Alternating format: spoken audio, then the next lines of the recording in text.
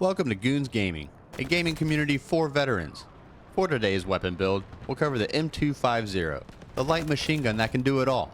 The M250 is my favorite gun in Delta Force because of how versatile it is. Whether that is laying down hate from afar with precision, or melting the barrel with the 125 round magazine in close quarter combat, this gun can do it all. After you adopt this puppy, you'll be 3-shotting enemies past 150 feet and laying down enough suppressive fire to cause global warming. The only downfall of this gun is you have to be level 42 to unlock it. So, if you want to team up to level faster, join our Discord. You can find the link in the description below, and please hit that like button while you're down there. Now let's jump over to the builds.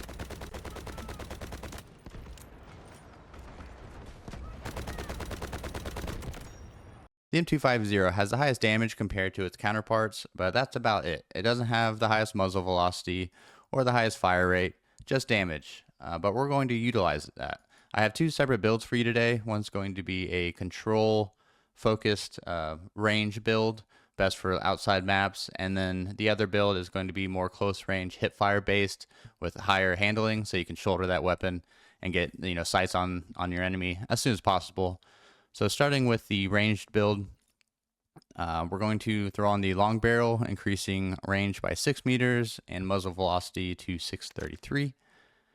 And then once you hit level 50, you'll have the option to, or you'll unlock the silent suppressor, increasing range by 5 meters and muzzle velocity is 699. So use your weapon tokens because the suppressor is broken.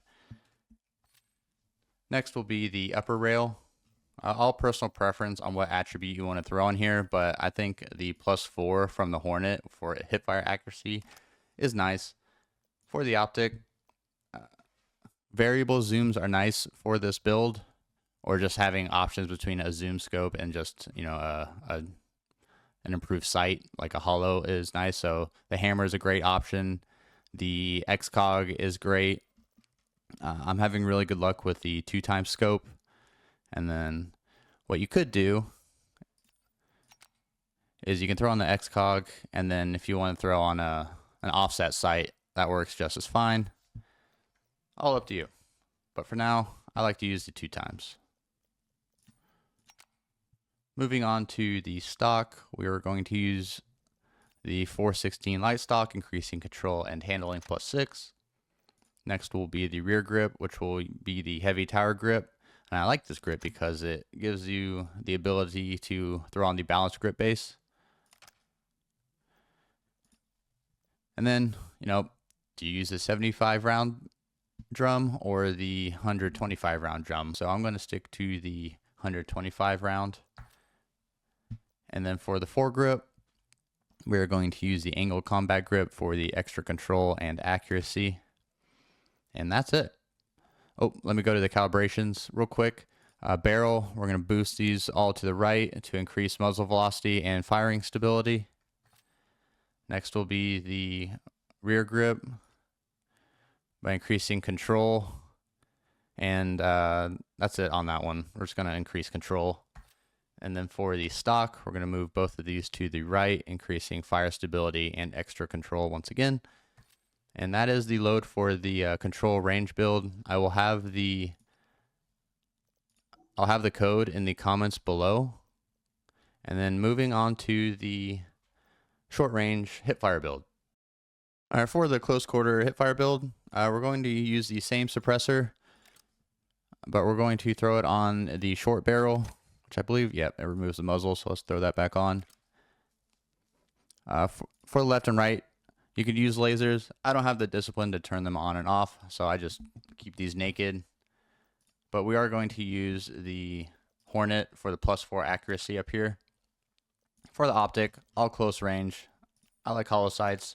That's what I'm going to use. For the stock, we want something that's going to boost up the handling. So we're going to use the shadow buffer tube. For the rear grip, the Phantom rear grip is really nice for increasing handling +7.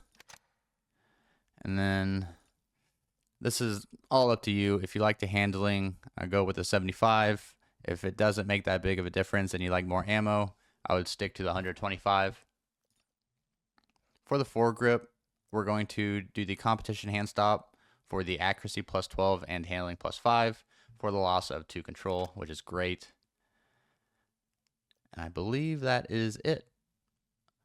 And I like this because the control is 58, but the bipod comes with the gun. So if you can set up properly, your control is going to be at 100 if you're deploying that bipod.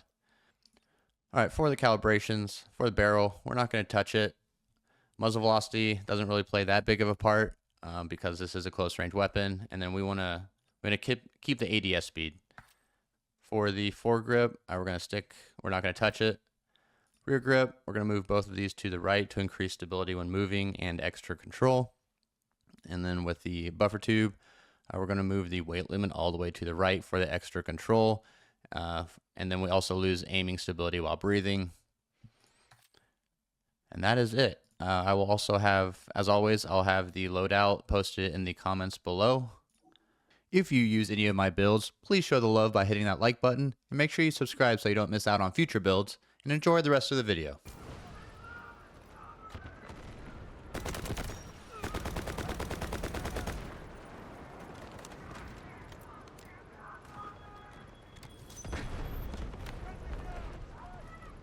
Time to paralyze them!